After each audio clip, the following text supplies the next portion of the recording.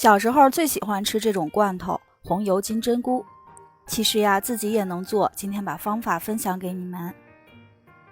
准备袋装的金针菇，先把后边的硬根去掉，直接呢给它清洗2遍，然后放到开水中焯水。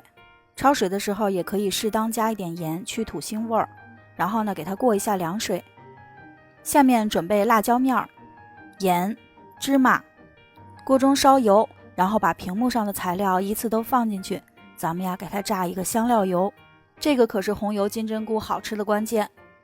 一直炸到菜呢都微微变糊了，咱们就可以给它捞出来。红油的第2个窍门是直接在热油中加入1勺郫县豆瓣酱，它的作用不但可以让油更红，还可以有淡淡的酱香味儿。然后趁热呢给它泼到咱们的辣椒上，一份红油就做好了。金针菇里边加一点味极鲜，一点蚝油，一点白胡椒粉，再来上一点五香粉，一点盐，加入咱们的红油汁儿，给它拌均匀。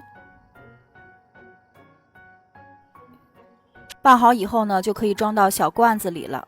这个红油金针菇呀比买的都好吃，辣中带香，红油呢也不腻，无论是直接吃还是蘸馒头都特别棒。